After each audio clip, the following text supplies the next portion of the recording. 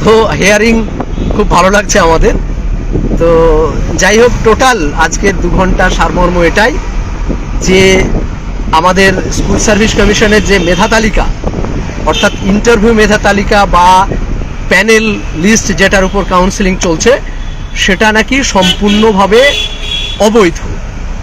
একদম coat unquote বলছি, সম্পূর্ণভাবে অবৈধ। কারণ এখানে রিজার্ভেশন রুলস মানা হয়নি।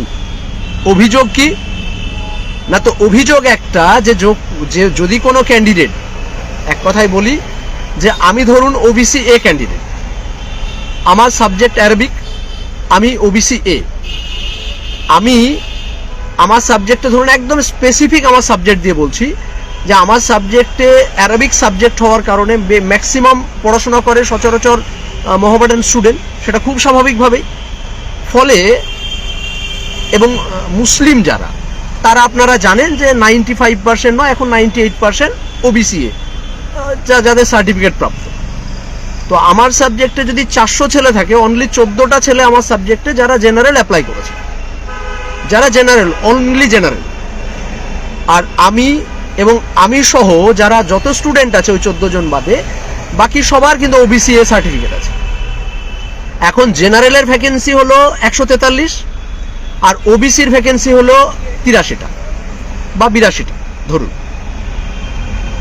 আজকের আর্গুমেন্টের যে বিষয়টা উঠে এসছে তাতে ওই 143টা আমার যে জেনারেলের সাবজেক্টের ভ্যাকেন্সি রয়েছে, সেই সাবজেক্টে শুধুমাত্র ওই 14 জন ক্যান্ডিডেটই থাকবে ইন্টারভিউ মেধা তালিকায়, মানে যারা জেনারেলে অ্যাপ্লাই করেছে।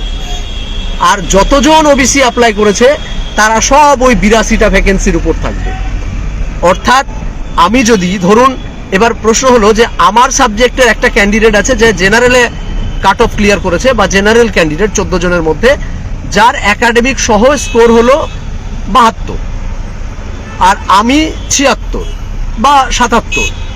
আমি যেহেতু ওবিসি এ ক্যান্ডিডেট হিসাবে অ্যাপ্লিকেশন করেছি, তাই আমি জেনারেলের কাট অফ সমস্ত কিছু ক্লিয়ার করতে পারলেও আমি জেনারেলে যেতে পারবো না। এটা ছিল আজকের টোটাল নোটস অফ আর্গুমেন্টের কনক্লুশন।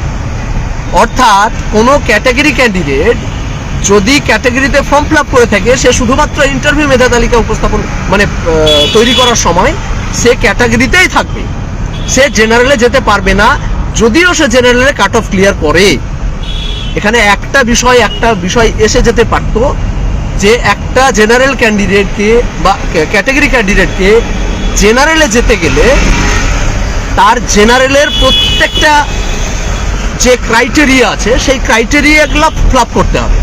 যদি এইটা বলতো তাহলে এটার উপর হয়তো সহমত আমরা হয়ে যেতাম। কারণ কি, ধরুন একটা ক্যান্ডিডেটকে জেনারেল হতে গেলে তাকে মিনিমাম 50% এই গ্র্যাজুয়েশনে লাগবে, মিনিমাম 90 টেটে পেতে হবে, এবং জেনারেলের মানে 90-র উপর যে জেনারেলের কাট অফটা হবে সেই জেনারেলের কাট অফটা তাকে ক্লিয়ার করতে হবে, তাহলে সে জেনারেল। চলুন, এটা খুব ভালো কথা বা এটা রুলস। এবার যদি আমরা আসি যে একটা ছেলে ফর্ম ফিল আপের সময় ওবিসি এ দিয়ে ফর্ম ফিল আপ করেছে, বা এসটি দিয়ে ফর্ম ফিল আপ করেছে, বা এসসি সার্টিফিকেট ইস্যু করে ফর্ম ফিল আপ করেছে, খুব স্বাভাবিকভাবে তার এসসি সার্টিফিকেট আছে, তার এসটি আছে, সে এসটি এসসি দিয়ে ফর্ম ফিল আপটা করেছে। যখন ইন্টারভিউ মেধা তালিকা তৈরি করা হবে তখন তাকে শুধু ওই এসটি ক্যাটাগরির মধ্যে সীমাবদ্ধ থাকতে হবে। সে জেনারেলের কাট অফ ক্লিয়ার করলেও বা সে জেনারেল একজন ক্যান্ডিডেটের চেয়ে বেশি নাম্বার পেলেও তাকে জেনারেলে পাঠানো যাবে না। এটা ছিল আজকের টোটাল আর্গুমেন্টের বিষয়বস্তু। তো সেই জায়গায় দাঁড়িয়ে আমরা কোর্টে দাঁড়িয়েই বেশ তরিয়ে এনজয় করেছি ব্যাপারটা। তো যাই হোক, তার খণ্ডন স্কুল সার্ভিস কমিশন অবশ্যই করবে, এবং আজকেও আমরা কোর্ট থেকে বেরিয়ে অ্যাডভোকেটের সঙ্গে কথা বলে সুশান্ত আমি এই ফিরছি।